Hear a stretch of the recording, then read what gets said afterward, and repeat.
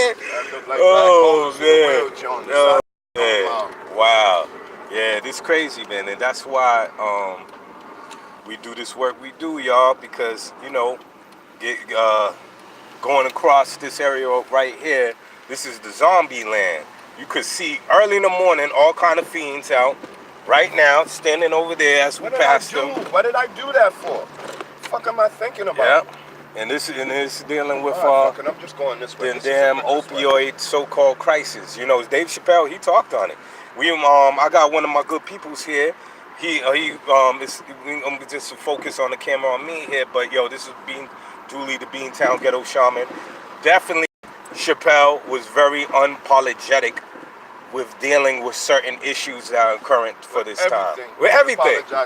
Nothing. I commend that man. I give props to that man, because this is what artists and comedians and such supposed to be doing, putting the mirror up to society. And what we say as we all these fiends on this block over here as we're going, man. What happened, man? I grew up in the era where the crack era. You know, some of my friends selling crack. Some of their mamas and them, uncle of them, on crack. You know what I mean? And guess what? During that time, like Chappelle said, you know what happened during that time? No, they criminalized. They criminalized them. It was they gonna lock them up. Folks, you know what I mean? And it was black folks being locked up. Yep. They decided, and this is where a lot of people. This is one thing I will say about this, even though I'm not on camera, right? Yep. A lot of people are confused. They're saying, "Oh, marijuana is legal." No. Okay. Marijuana is not legal. Okay. Be very, very, very particular about the language. Okay. Marijuana has been decriminalized. Decriminalized. But you notice in states where they say that it's legal, after a certain point, an ounce, now it's illegal. So it's not legal. It's been decriminalized in certain zones so people within that zone can make money. Okay. Is this reminding you of anything? Yes. It's like Charles Drew, the irony. The irony, right? How many drug dealers do we know? I got boys who are still locked up for marijuana sales. Yeah. Big time kingpin marijuana dealers. Yeah. My boys. Yeah. Right? Still locked up. Yeah. Other people still locked up. Yeah. Now, let's have a real conversation about the irony. You have people making they're becoming multi-millionaires. They're making their family, they're making their children millionaires. Okay? And the children aren't even born yet, off marijuana. Off the cannabis industry. Off cannabis, off CBD. Now, let's take this shit to the next level, right? When you really start to look at it, because I'm saying irony. What's the irony? Well, isn't it ironic that people who were locked up in jail for these things are still sitting in jail? Well, let's draw a parallel, an interesting parallel, which we know it comes with white privilege, right? Or the privilege to do those things. And the people who have the privilege to do those things are the people who have the money. And I could go off on a little diatribe about Jay, and if you have money, if someone has the ability to invest, then don't talk shit about the person who has money to invest, because obviously they were saving their acorns. It's about to be the end of the summer, right? What do we always know that historically, or we know from time we were kids, that the grasshoppers and the ants, they save their stuff, so when they hibernate over the squirrels, when they hibernate over the winter, they're good. This is what we get to. Right. This is what we get to, and here's the irony. Charles Drew, black man who invented plasma. The plasma, yep. Do you know he died because he needed a transfusion? Yes, I heard about that. All right, so yeah, I heard it. And it was like, and he couldn't go in that hospital because it was. We don't help black folk. Yeah. So interesting. When you really look at things and you say, oh shit, like what? Where's the irony? The irony is that they would allow us to die. Back then, Charles Drew. Yeah. Now you can go back. You can look at the time. Yeah. But what I want to do is I want to draw a parallel between him dying because he's being refused hospital care and us dying in jail because we're not being let out of jail for these same things that they're making legal now. I mean, we have to relook. We have to. I mean, and we have to look at that because listen, now that so-called marijuana is being decriminalized, like even Denver and Oakland is saying he's decriminalizing psychedelics and stuff. People that were prior locked up about with these so-called substances, these people definitely need to get let out, man. You know what I mean? And furthermore, like even Dave Chappelle was saying, like, yo, you know, these people, majority, when we look at the opioid crisis and saying like the majority of this thing that's going on is more of a white phenomena, you know, a lot of these meth heads and stuff, more white folk dealing with this. Hey, when we was going through the crack era, you know, and like I said, a lot of us got touched on that whole situation there. A lot of affected a lot of black communities. You know, these people weren't, it wasn't looked as a health problem. It wasn't looked at as an addiction or something. It wasn't treated as any of those things. It wasn't treated like it is right now. But, not at all. And there again, when my man Bourne says white privilege and all that, is very true. And Dave Chappelle definitely touched on a lot of these different things. I felt it was brilliant. And again, the purpose of an artist, comedian, all that is to put a mirror to society's face and let the world see what's going on here. You know what I mean? If you look at the Jester, right? The history of the Jester. You know, the Jester was the only one. Hold on one second, y'all. Gotta light this joint.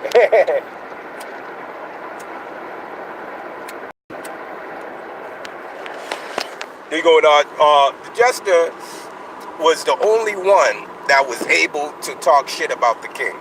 You know what I mean? The only one.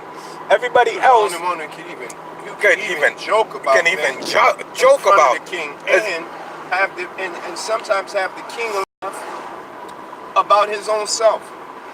But you know what? Our king ain't laughing.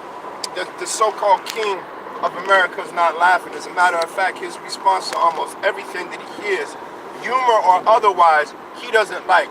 Yeah. He finds offensive and he wants to fire everyone that has anything to do with it. Tell a story like that, and you know, that's my reason for bringing it up.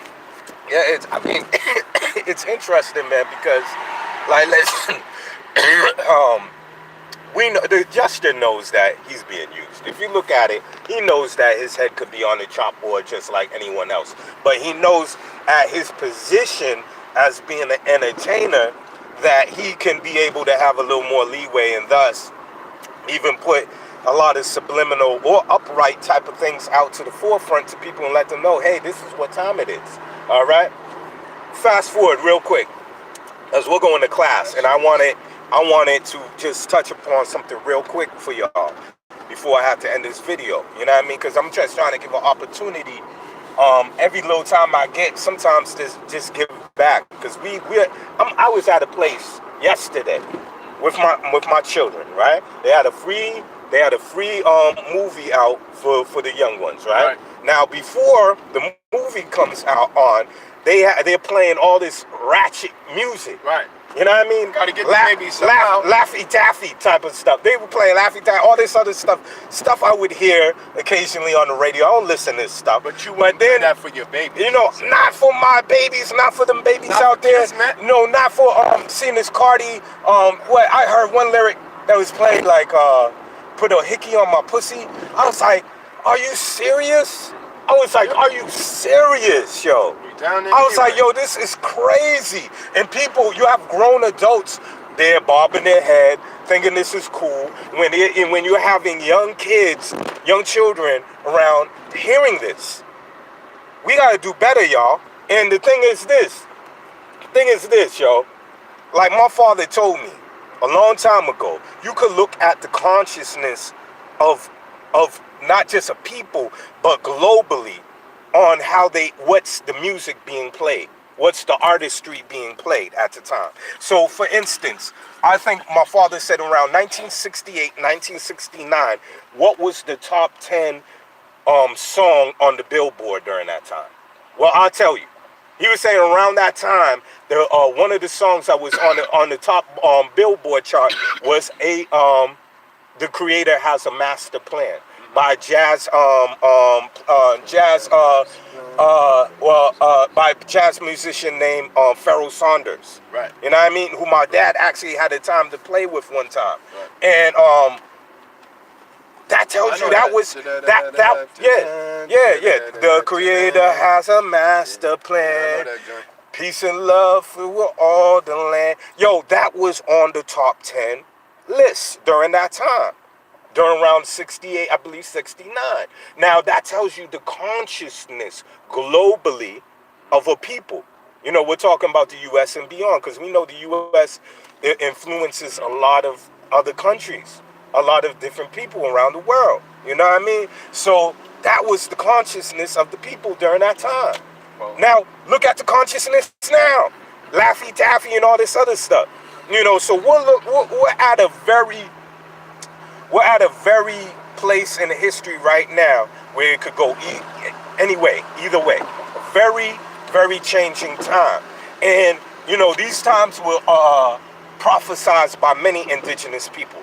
You know what I mean? From the Hopi, from the Zulu, from you name it, the Cherokee, you name it. You know what I mean? The East Indians talking about the age of Kali Yuga.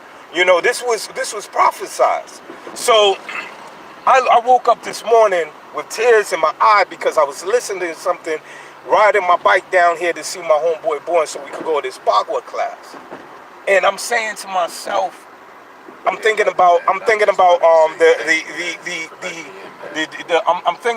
jungle being burned right now down in Brazil. You know what I mean? I see the Amazon being burnt as we speak right now. And when I looked at the rate of how fast it's burning at a face. They said they estimated like 1 minute. Equivalent to 1 minute is 1 to 2 minutes is close to one football field. That's how much land is being burned per minute down in Brazil right now. You know what I mean? So that's crazy.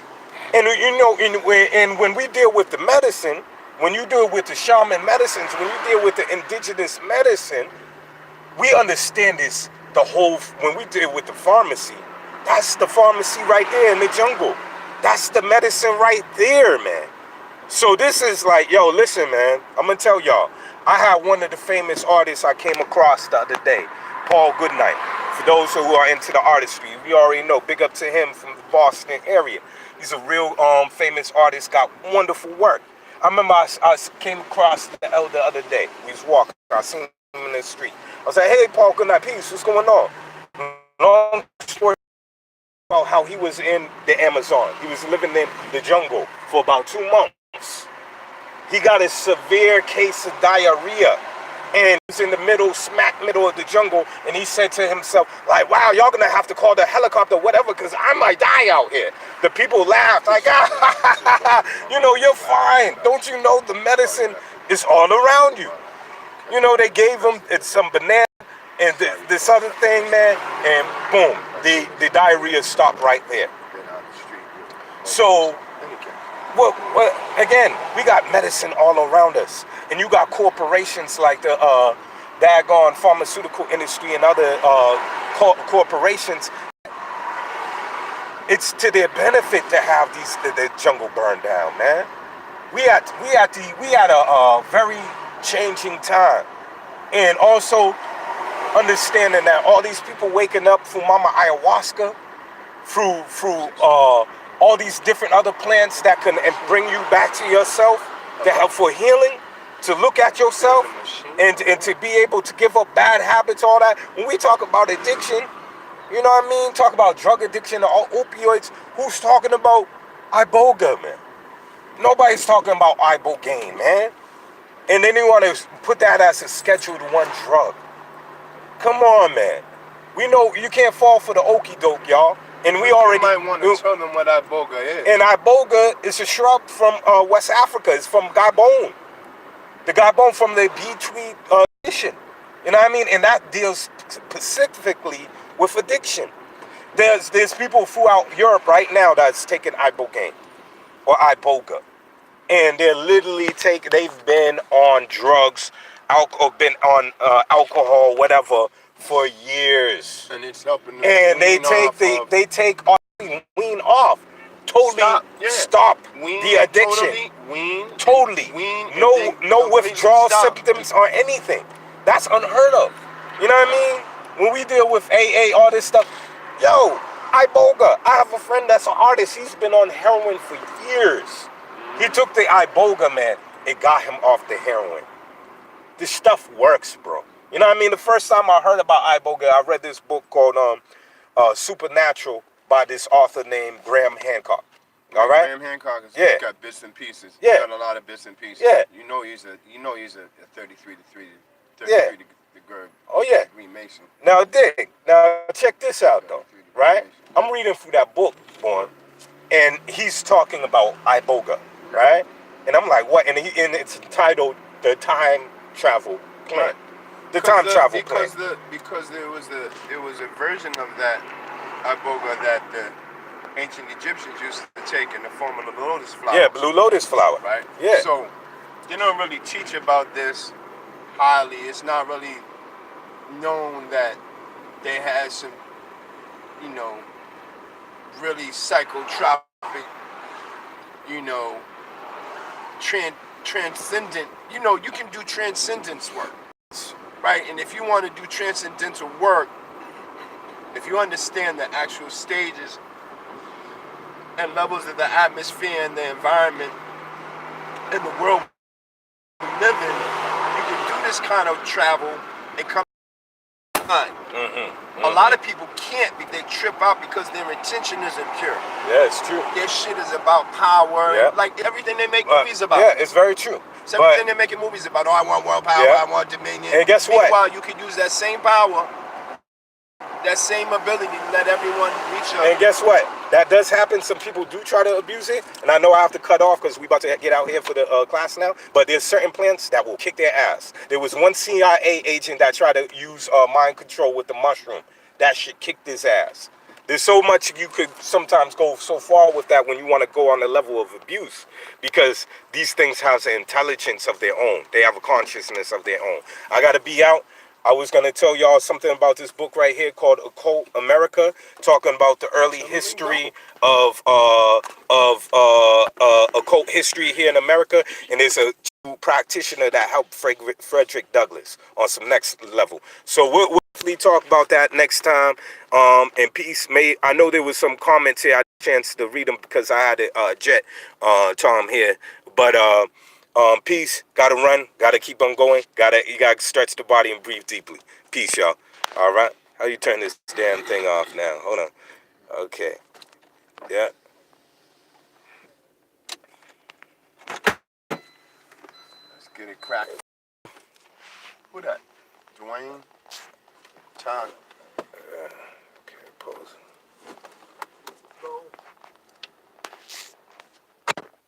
How you do this? Okay, are you sure?